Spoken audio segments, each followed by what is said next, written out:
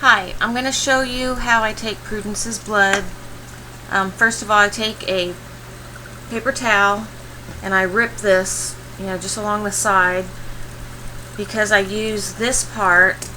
I fold it up and I'll be using this to hold up against her ear. So I set that aside and I put everything down in front of me. I'll show you the desk. So I have the lance pin, her strips, the meter, and alcohol swabs.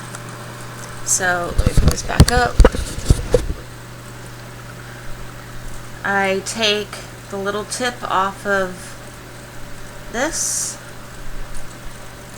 and I insert it. There's like a little groove right there. You're going to insert that in there. Actually, I totally did that wrong. Let me back up.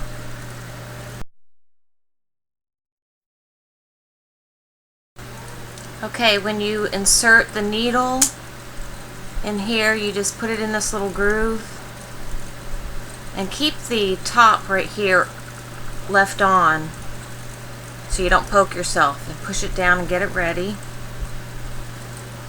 Then I gotta get the top, and I keep everything in my drawer. So I have the little top. Now you twist this little piece off and the needle will be exposed. So if you can see that, I don't know if you can see that. Then you stick, cat hair, you stick this on there, and I have to put it up to number 5. So I have that ready. Then I take out the Rely-On strips. You take out one, I just took it out of here, and I have the Rely-On meter. Hold on, Prudence. She knows I'm going to take her blood. And I stick it in there halfway because I don't want to start it right away. So I set that down. And I have my paper folded up and ready. So now what I'm going to do is get Prudence, put her in her cat bed, and put her on my lap. So I'll be right back. Okay, I have Prudence. I just pick her up in her cat bed and I put her in my lap, and it helps me to sit Indian style in the chair because I just get some support. And then I love her, give her a little love, and I hope the camera is set pretty good. Let's see. I might have to move this. Okay, I had to do it with this angle so you can see. So I'm just loving her. Now I'm going to get the meter ready. So I'm going to push this in, and you hear it set itself. She was 58 the last time I took her blood. So I get that ready, and I just take her ear and I do it on the outside. And you should do it where you have some good lighting. One, kitty, kitty, and you hold it. You don't pull away right away. And you got some blood. Scoop it up with this, and that's it. All done. And we'll see what she is. She's 68. So that's pretty good. Good girl. And then just make sure you love them. Or love her. Tell her, good girl. And always kiss her ear. Good girl.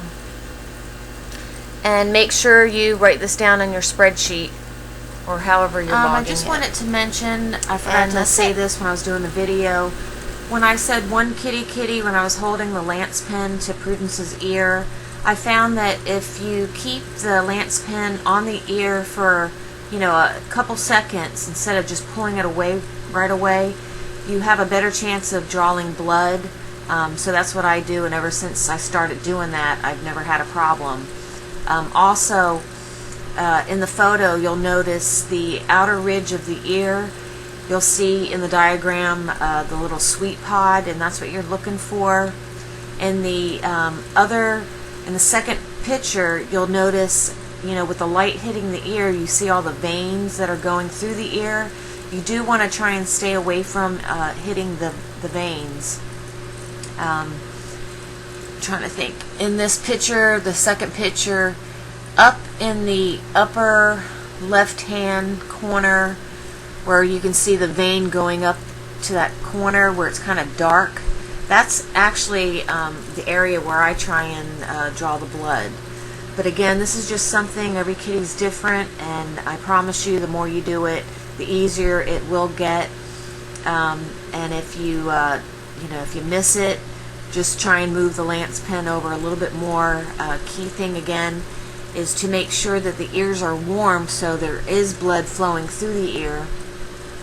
With the ear, being standing up, the blood tends to run down. So massage the ear while you're holding your kitty, giving her love or giving him love.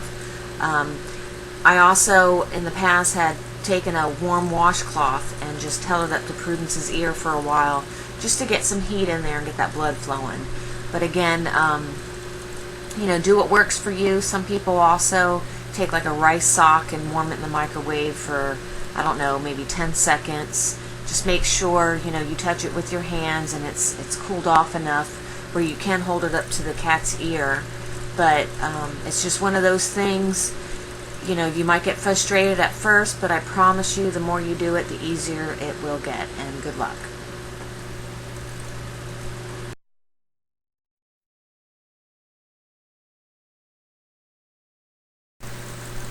Okay, now that that's done, you're going to remove this. Just pop it straight out like that. Pull this out. Keep that little lid, or that little piece that you twisted off, and you want to put that back on there, so when you throw it away, you won't poke yourself. Then right away, what am I doing? Oh, take the alcohol swab, and I clean this out, because sometimes blood will get in there.